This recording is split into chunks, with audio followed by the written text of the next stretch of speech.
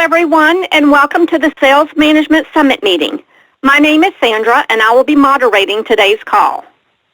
Our speaker today is Otto Stoeterau, Director of Business Development, Symantec Consumer Products, presenting Growing Business with Innovation Strategy. We will turn to the presentation in just a moment, but first I want to go over the web conference instructions. Everyone is currently in mute so that the background noise does not become distracting for the other participants. To view today's presentation as the screens change live, you may go to the link that was sent to you in your reminder email. Once in there, you may click anywhere on the page. Everyone see the pop-up with the option to make a comment? Feel free to ask questions by clicking on any slide, and we'll make sure all of your questions are answered. For the newer participants in the group, it might be useful to review some of the main benefits you can take advantage of as a member at no additional charge. First are the live monthly web conference meetings, which you've already dialed into today. I hope you find these useful, and we have an excellent lineup, which you can see by going to our website's schedule page. Second, we do record all of these, so if you are traveling or stuck in another meeting, simply log in at your leisure, and the full archives of past meetings are available to you with a number of interesting topics. Third, get to know the other members. By logging in, you can see all of their profiles, and we are glad to make any introductions if wished. Fourth, if you are wrestling with any key issues or decisions, we strongly encourage you to reach out to the other members. Also, our site makes it very easy to post questions. The seniority and experience of your fellow members makes this the best possible forum to get advice from others who have probably dealt with the same issues and can give you sound advice on what worked and what did not. Fifth, we really encourage site visits. If you have not visited others' offices to have a great discussion on best practices and see their facilities, please do so. You can log in to see the other members' companies and cities, so feel free to reach out, or as mentioned, we are happy to make introductions. Sixth, we also generate executive summaries of meetings, including the key takeaways and learning nuggets, so that you can reference them and put them right into action. Seventh, our members are very busy, so we started a service where we pick out the top 6 most interesting articles among thousands at hundreds of sites to keep you abreast and ensure you don't miss the key ones. Lastly is our Book of the Month summary that you can either read or listen to as you commute. Each month we will be selecting the most interesting book, then summarizing the ideas so within minutes you can takeaways. There are many other benefits, of course, but I just wanted to highlight some and keep a lookout in your inbox for a number of these each month. That takes care of the housekeeping items. If you'll just give me a few moments to now pull up the speaker's presentation and introduce him. Okay, all set. Now, before I turn the call over, I would like to tell you a little bit about our speaker today. Otto Stoeterau joined Symantec in October 2008 as the manager for OEM and ISP partners in Latin America, based in Brazil. In this role, Otto was responsible for leading the partnership's strategy for consumer products. He moved to the United States in 2014 as Senior Manager for Cloud Business in the Latin America region, followed by 1.5 years as Director of Global Accounts. For the last 2.5 years, Otto has been acting as Director of Business Development for Consumer Products in the North America region. In this role, he is responsible for creating new B2, B2C partnerships to grow top-line revenue and installed base for Norton and LifeLock solutions. Before joining Symantec, Otto held multiple sales and engineering positions in technology companies for over 16 years. Otto, thank you so much for being with us today. Just say next when you wish the slides to advance, and the floor is all yours. Thank you, Sandra. Good afternoon to all. Good morning to some. So the idea here for today was to share an experiment we did here at Symantec on growing the business based on the potential innovation strategies that are, well known in the industry. Next, Sandra, please. So it all starts with a common objective, and this objective, it's definitely something that everybody here on this room have heard about. Oh, we need to grow customer base and top line revenue. Next, please. But here comes the challenge. Yeah, easier said than done. We know that it is not that easy to grow our top line revenue nor our customer base, even more so if you are in a mature company, in a mature industry. And, we know that just driving same initiatives or similar initiatives will not necessarily yield, different outcomes. We absolutely focus on enhancing, traditional channels that we work in, but if we want to really break through and create something different in the market, we would definitely have to go beyond the traditional rules. Next. And what is the solution? Oh, the traditional thing outside the box. But here's where I wanted to share, how have we gone through this out-of-the-box process? What kind of changes have we implemented internally? What kind of support data required from the executive level, and the outcomes that we achieved so far. So hopefully you guys are going to enjoy the journey here with me. Next one. So first, before going into what we've done, I just wanted to share a brief view of, the traditional innovation strategies that we have in the industry. Listed here as 3 ones, sustaining, low-end, and new market innovation. We know that every one of these innovation strategies, they have a perfect fit, a company that fits better. One example here, it's the sustaining one. The sustaining innovation, it's really like a strategy where a company decides to enhance the performance on the traditional value attributes. In essence, making the product better, adding more value to the product, and enhancing the value proposition. You also enable you to reach like a higher end customer base, a very profitable segment. So this is very good. It increases your profit margin. However, sustaining innovation keep you in the leadership position, but not necessarily help you to grow the market beyond what you currently have. And because of that, we see that sustaining innovations is typically implemented by incumbent companies. Yeah, so the incumbents, they have to keep themselves up on the top with sustaining innovations to keep their leadership position. On the other end, we have a low-end innovation. And this is interesting. In some industries where there is what we call technology surplus, we allow for solutions that are not necessarily so sophisticated and have such high performance as existing ones, but customers may see enough value for solutions that are good enough. They do the job. It's not the best one. It's not a Mercedes-Benz. It's not a Porsche, but, brings me from point A to point B. And on the low end innovation strategy, usually the companies that pursue this strategy are smaller companies that are nimble. They have, a lighter cost structure. They are able to operate with lower margins as well. And they end up, flooding the market with these low-end solutions. And with that, they start to conquer new customers that would think that, the original solutions were too expensive to be acquired. But now with this low-end version, that is a point I can have one. So low-end initiatives, typically entrants and challengers, they usually adopt the low-end strategy to hurt the market from the large incumbent ones and get additional market share. So they are really growing base. And the third innovation we call the new market.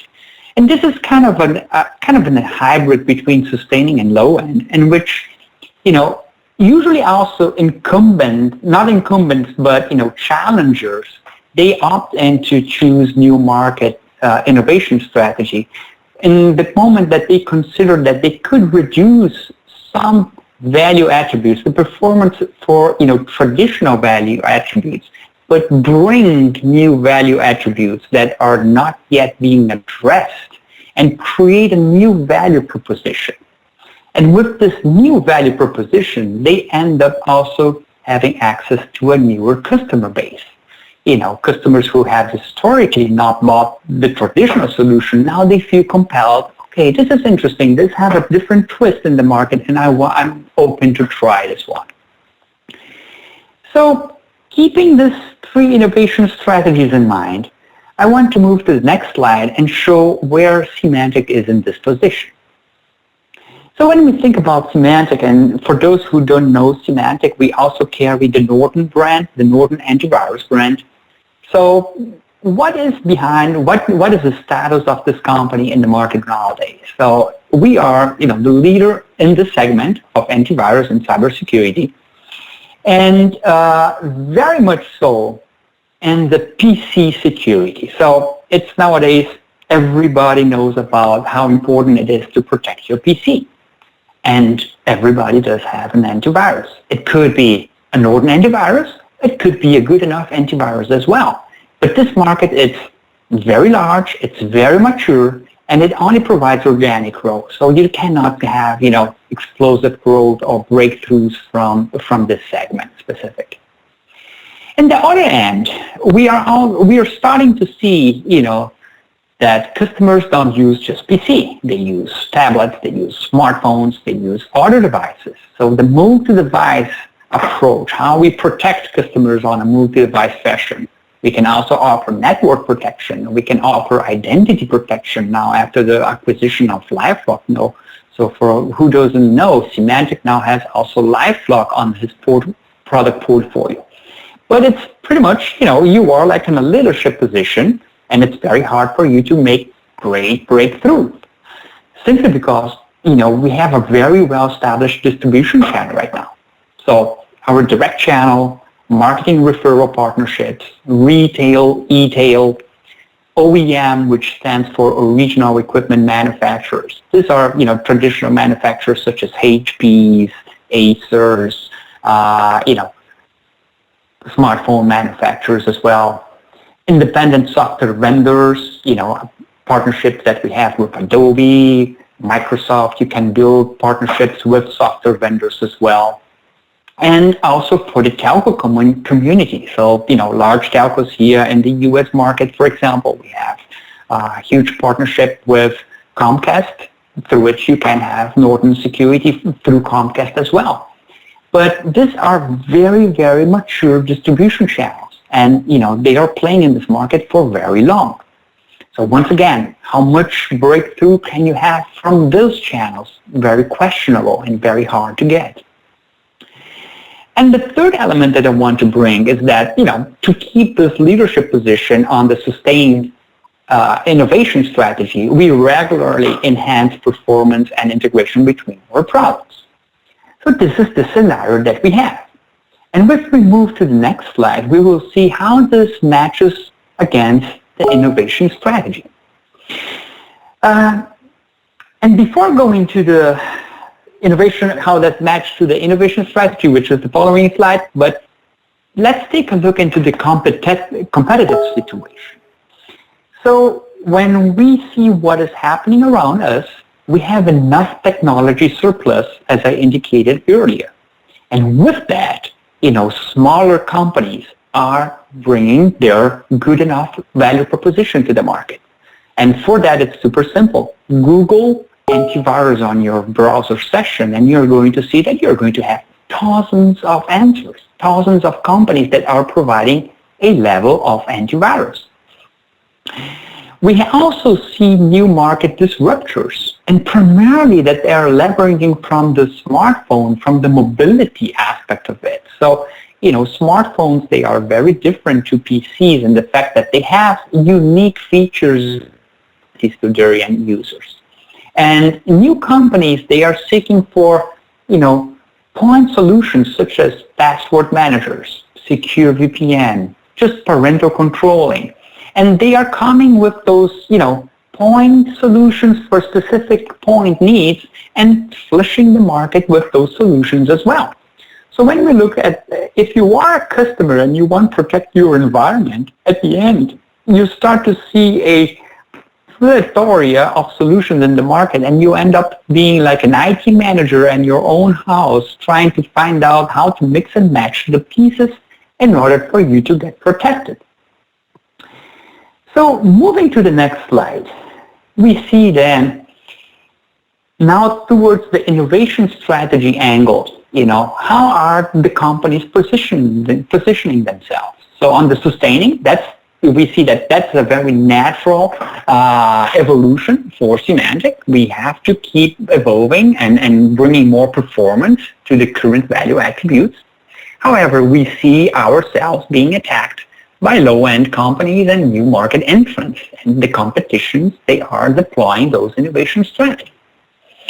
So pretty much on this segment, if you think about keeping the balance, the more sustaining innovation you bring, the harder you make for the low-end and new market entrants to reach out to your position. So the sustaining innovation, once again, it's going to keep you on the number one. It's going to keep you in the position that you have and avoid the market dilution towards competitors.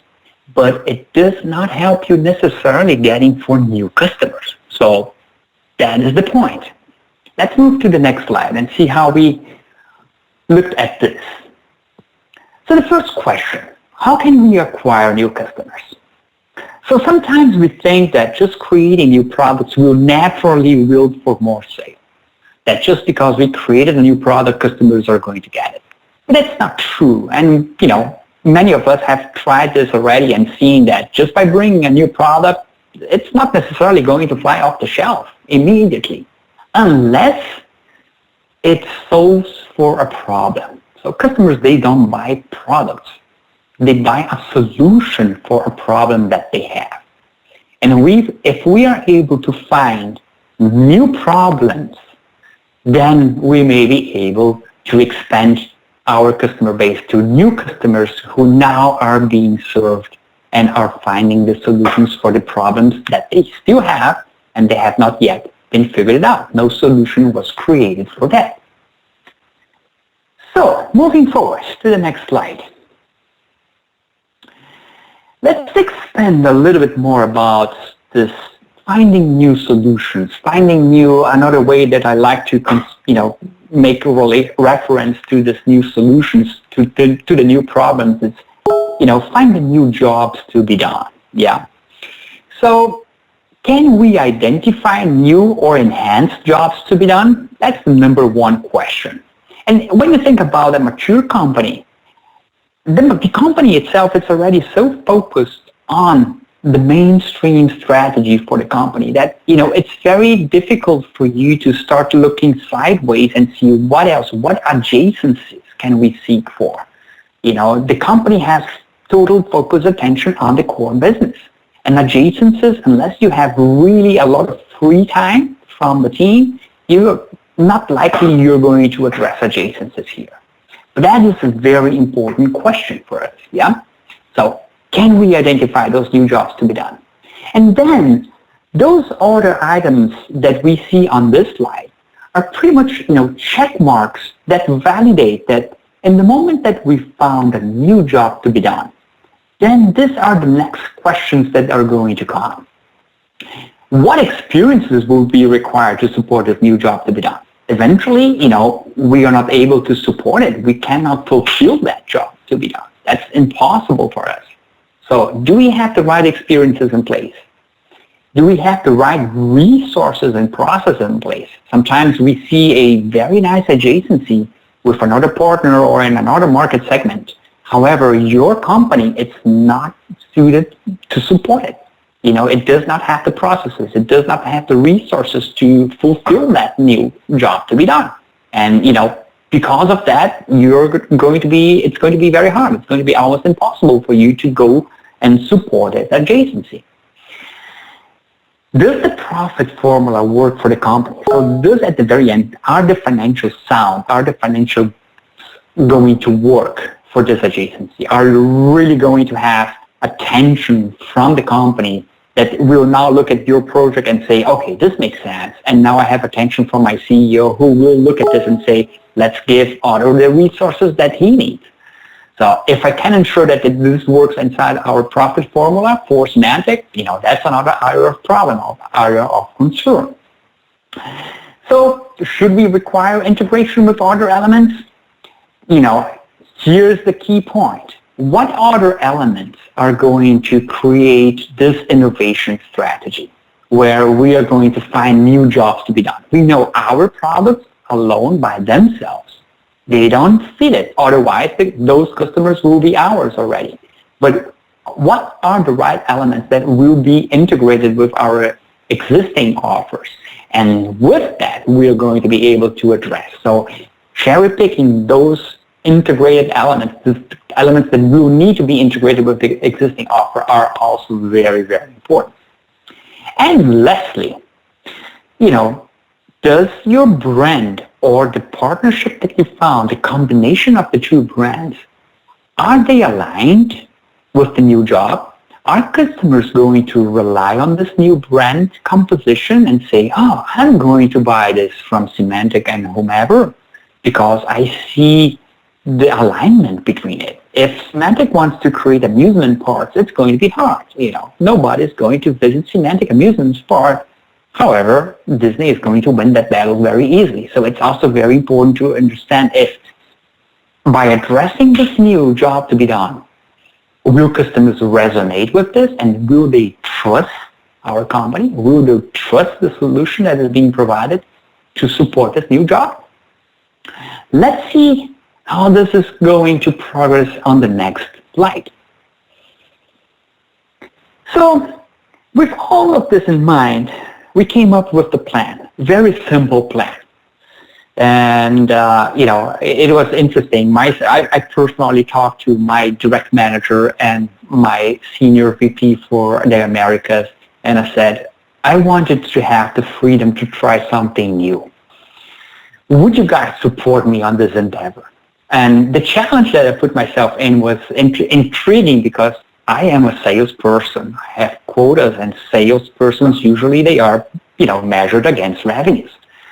But I said that if I had pressure on short-term quotas, it would be very hard for me to look for long-term partnerships and focus on those long-term partnerships without any distraction.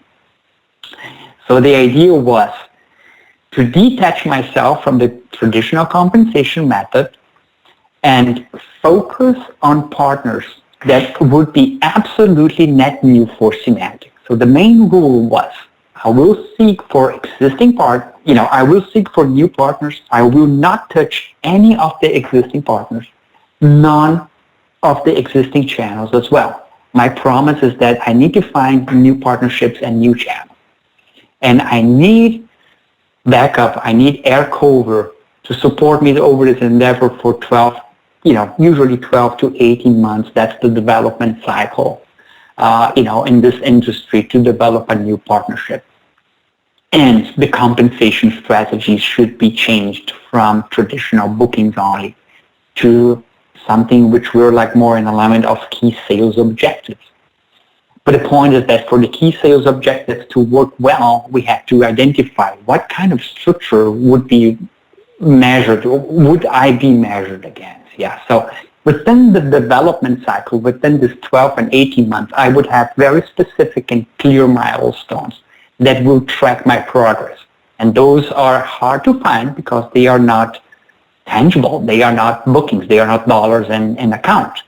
So I had to make an alignment with my direct management leadership and then leadership align around what are going to be the key sales objectives that I will be measured against.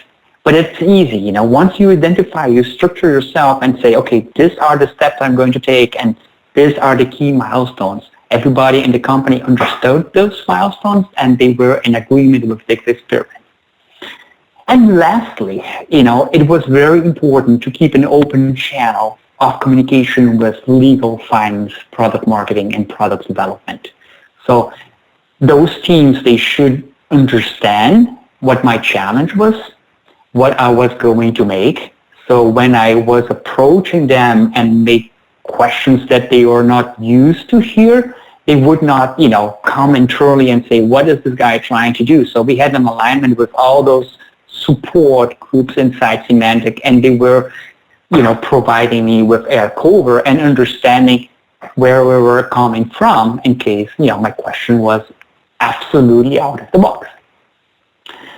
So moving to the next slide. The execution then, was once we had the whole structure in place, I had support from executive and leadership inside Symantec. Okay, Otto, you don't have quotas anymore for the next 12 or 18 months. Let's see how you progress. That was nice. Now it became the fun part, which is, okay, let's start to execute into the product and this initiative. And, my first strategy was, okay, let's seek for potential adjacencies. I need to search for leaders in their specific segments where I think that adjacencies with cybersecurity will exist. So listing those names, putting all together, and doing truthful research on those companies and understanding if my value proposition, my idea would resonate with them. Once I had those lists of companies, would be the next step. Are there new jobs to be done? Can we create combined solutions that will bring something different to customers? Customers will look at this and say, wow, that is nice. Never thought about that. Or this is a very natural evolution, but nobody in the market was able to bring those two elements together. So creating the story, creating a storytelling that, provokes the customer, provokes the partners as well, so that they see, wow, this is an interesting idea. And lastly, and very important, define what the unique value propositions would be. Yeah, so, and here's where it was the play with finance, with marketing, product marketing, and product development team, understanding, okay, do we need to make slight adjustments on the product composition, on the product feature set, because we are trying to address a new value proposition. So I need eventually to, mix the feature sets and create something new within our capacity. Yeah, think that I was still able to get some attention and engineering resources to do slight changes and slight adjustments to the product so that it would create this additional value proposition. And moving to the next slide. Let's see, what have we accomplished so far with this strategy? So these are two examples. They are very new, extremely new, and this data that I'm showing in the screen is public. The first one is, a collaboration that we are doing with Aon. And we are pretty much creating a value proposition, a new pack of solutions that features both Symantec solutions and Aon solutions. And those two products and those two solutions all together are going to create a extremely rich cybersecurity protection for high net worth individuals on the Aon base and for everyone who would like to deserve an additional or a new product. So now we are reaching to customers who have very specific needs. They want something that goes beyond cybersecurity. They want something that also offers insurance protections associated with cybersecurity. So if they have a cyber incident on their end, are they going to be able to get insurance for that cyber incident that happened with them? So this is a very, very strong offering that does not have any competitor in the market. And the other one, it's this association with ADT. This, it's not in the nationwide scale this far. We are testing this in limited pilots. So customers who are within those limited pilot regions, they have seen this email already. And this is where we approached ADT and said, ADT, we have cybersecurity, you guys have home protection. And now the burglars, they are also evolving. Now you can be robbed even without anybody entering and breaking in your home. You can have your bank account being robbed without physical interaction. And we created now this concept that it is possible to create a solution that will protect your cyber elements and also your home. So physical and cyber protections, they are blending, they are merging into something new. And, for both of these companies, these ideas and these outcomes that I'm sharing here, they are pretty new. They are brand new. So we could say that these are like the initial phases of the whole concept, of the whole idea. Both solutions, they will continue to evolve on time as they have roadmaps behind it. But, this is the thing. We are being able to create, through partnerships, a innovation which originally it's not something possible to be done by a company without partnering to another one, and finding new jobs to be done, finding new customer base. And now we are talking about really being able to reach out to new customers.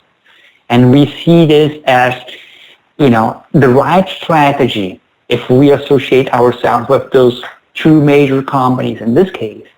We will be able to create a significant breakthrough on the market moving forward.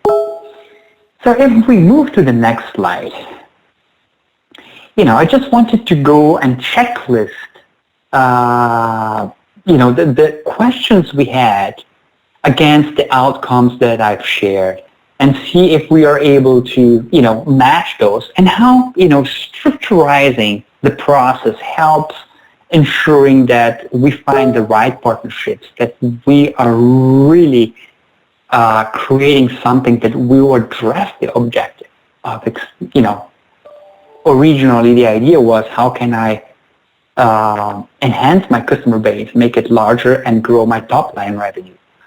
So let's go through this outcome list. So we see, have we found new jobs to be done? Yes, we were able to find new jobs to be done.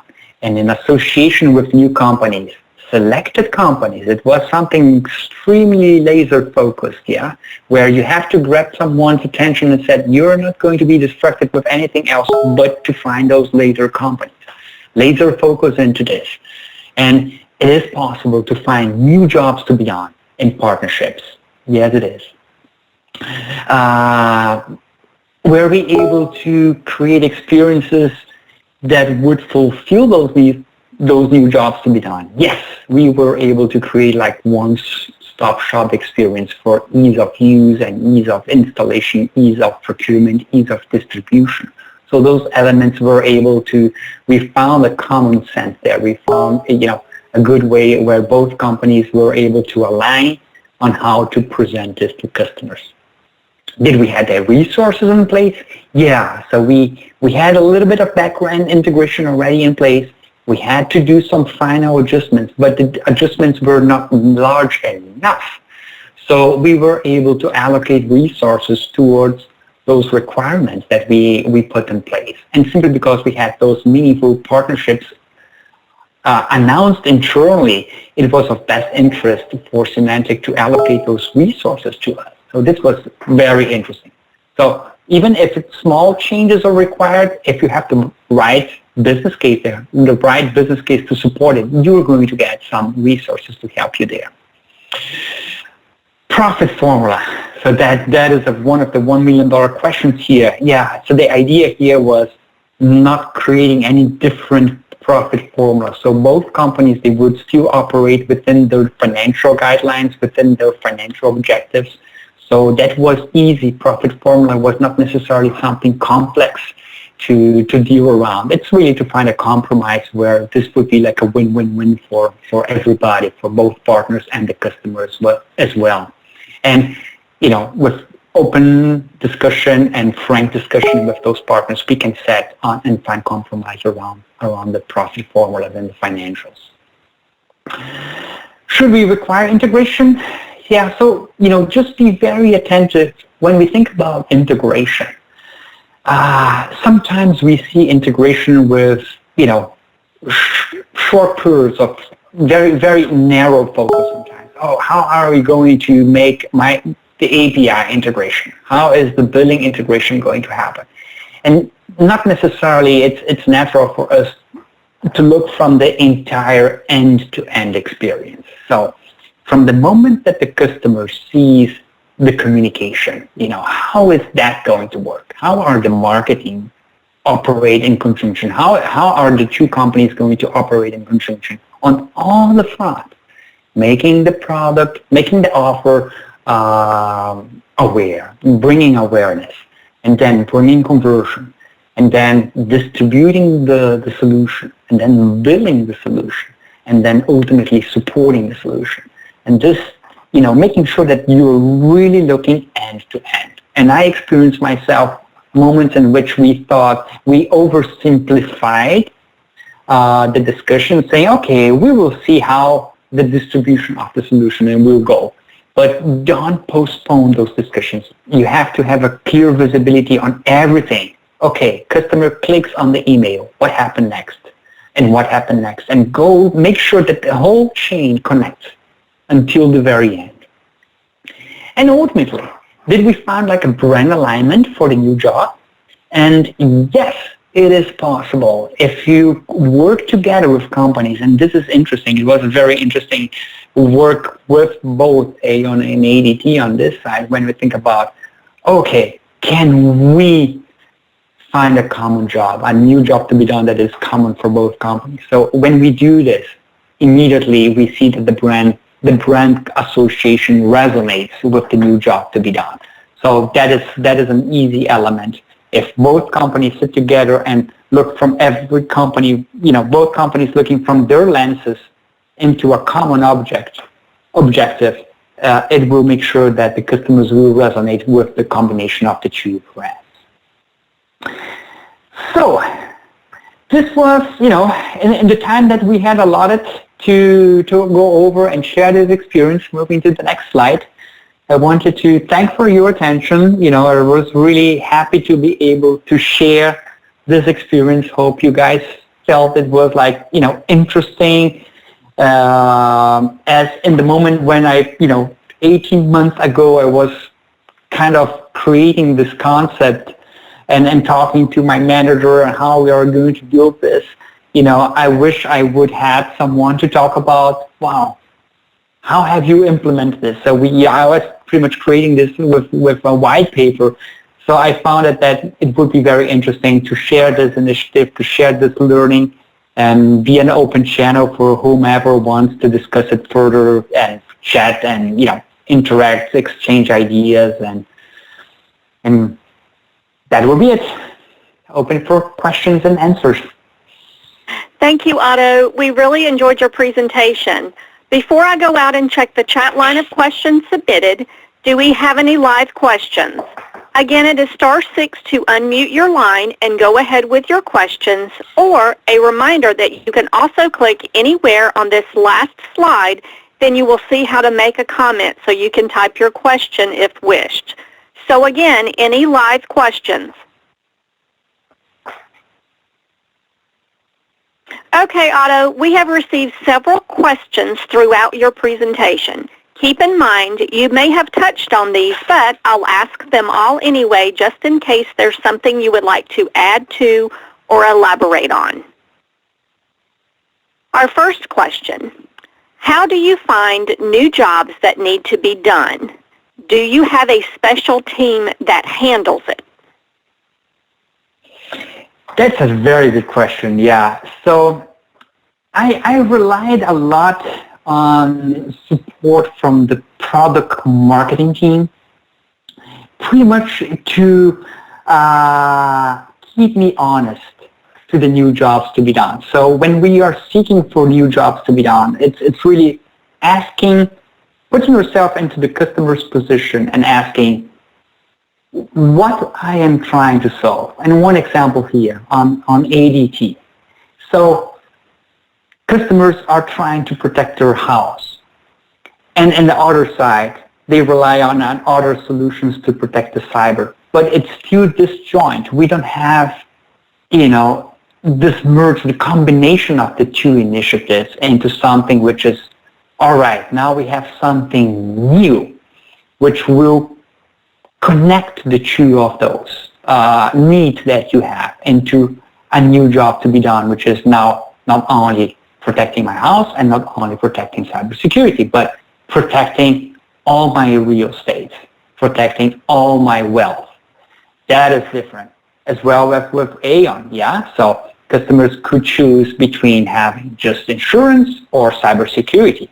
But wow, now it's a simple and unique protect my wealth. So this is something new. And when you create this new perspective, you open customers' mind. And then customers said, okay, I didn't necessarily knew that cybersecurity was so important, but now because you are protecting my wealth, oh, this is nice. So even though customers continue to protect cybersecurity individually or have insurance, the new job to be done now is protecting wealth, all encompassed in a one solution. But then once we have this in place, it's very important to go back to product marketing. And I rely a lot on product marketing to keep me honest and say, how compelling is this? Would you guys as product marketing understand that we are addressing and finding new jobs to be done here? Is this true, or am I just, creating this out of my head? So I used a lot of support from product marketing team, yes, to keep me honest. Okay, thank you. Our next question, who makes the decision of whether or not to pursue an idea, and how many do you discard for every one you try to market? Oh, so I will start with the last part of the question. I would say that my rate on ideas was ranging from 5 or 10 to 1. So, usually you have a large funnel on the top of crazy ideas. All of them, when you first list, like, for example, those 10 ideas that you brought in, my immediate line of approval was my direct manager, yeah? So I brought those ideas in place, listed all of them, and said, is this in alignment with what we want to accomplish from your perspective, from the leadership position inside Symantec? Is this the right thing to do? So it would be direct from a manager and direct leadership on the top of North America sales team. And the rate, it's in my case, in my industry, I was like operating in this 7 to 10 to 1. So every 10 ideas, one would build a good conversation with partners. Others would not, partners would not align with it. They would not necessarily think that this would resonate with a new job to be done on their end. Okay, thank you. Our next question, how would product development teams apply this process, and would it be of value to them? So, yeah, from the product development team, and this was an interesting exercise that I've done. One element that I've used to identify those new jobs to be done was looking from a different angle, looking from an angle of moment of truth. And how was this exercise? So let me try to think of an example here, which I could clearly put here into the table. So, for example, let's think about associating, or you have your product development, your product solutions, and then you think, what are you trying to accomplish with this solution? Oh, I want to protect, let's say, travelers. All right, you are trying to protect travelers. So going back, what happens with the traveler when he books his travel? Oh, he goes to XYZ webpage. In that moment, what is the traveler thinking about? What are their concerns? What is he thinking about? Is this the right moment to alert him of something or not? Can we bring a value proposition? In what moment can we bring a value proposition? So that was an interesting exercise that I did with the product marketing, and they looked to my ideas through this angle. They said, okay, in ADT customer or ADT and Symantec, we are going after a new customer who now wants to protect everything. his house and cyber all together. He likes this new job to be done. So the product development team looked at me and said, let's look at this and see is this true for the customer experience. In the moment that he seeks for this, is he going to see the value of this proposition? Yes, he is going to see the value of the proposition.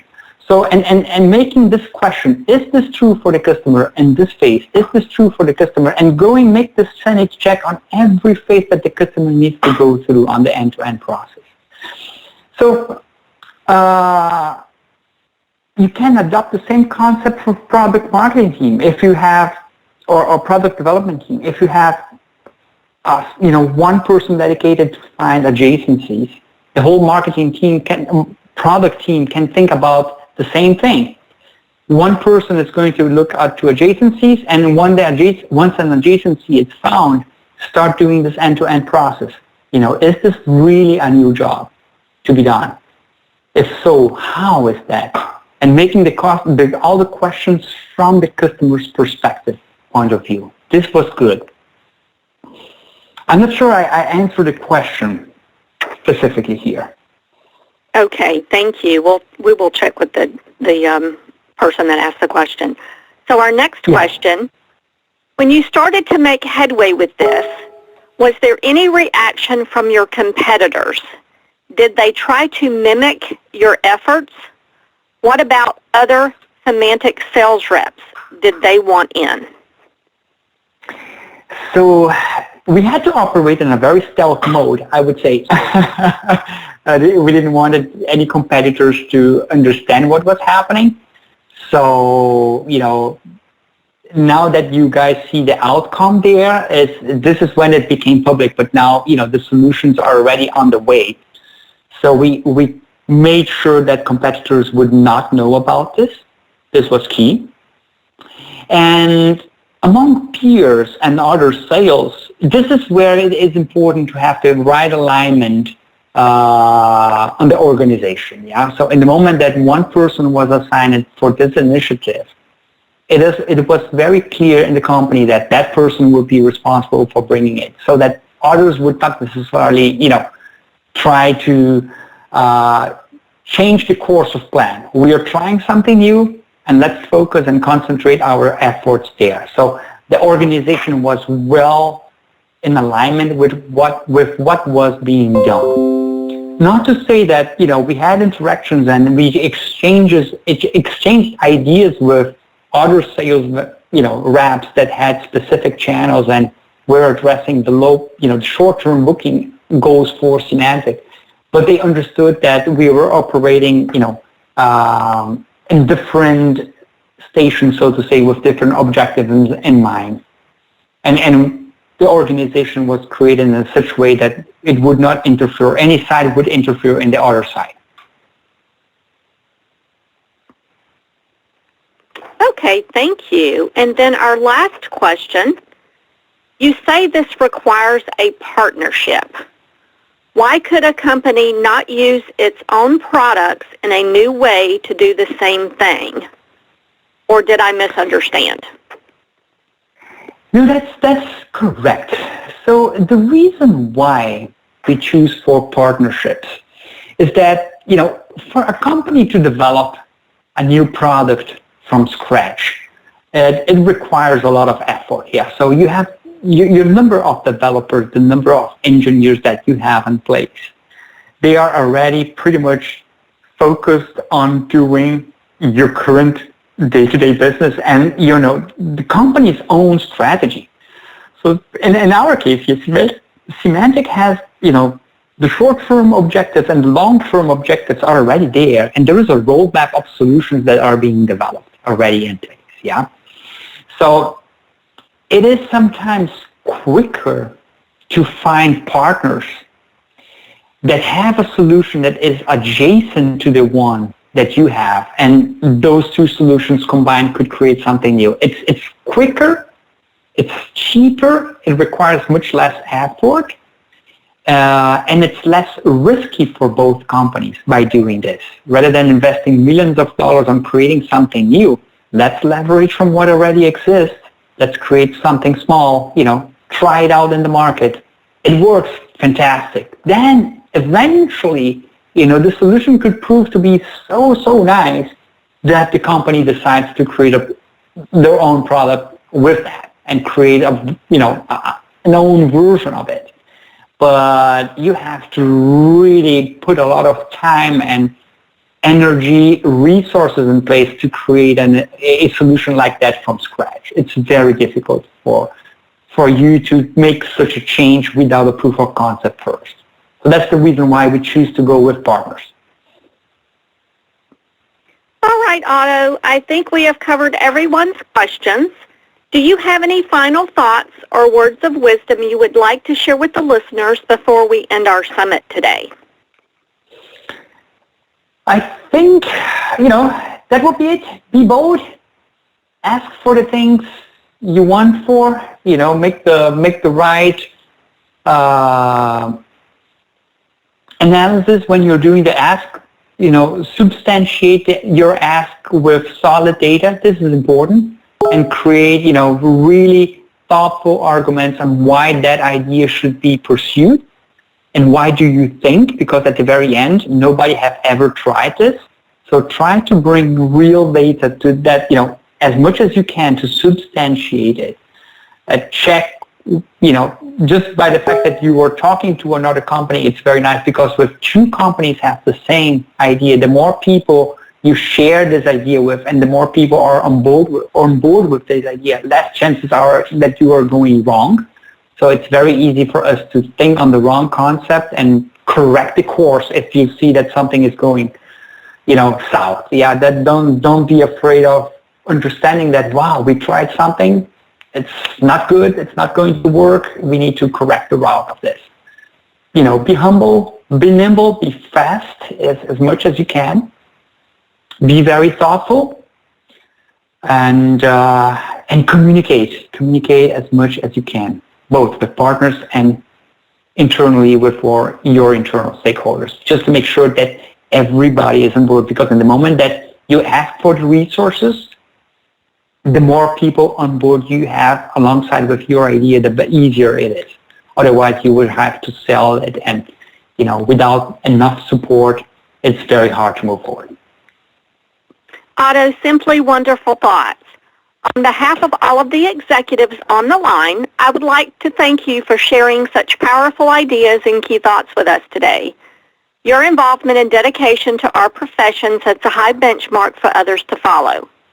For all of the participants on today's call, thank you for your continued membership and insightful questions for today's speaker. The meeting is now officially concluded. Otto, thank you so much again, and everyone have a great day. Thanks, and have a great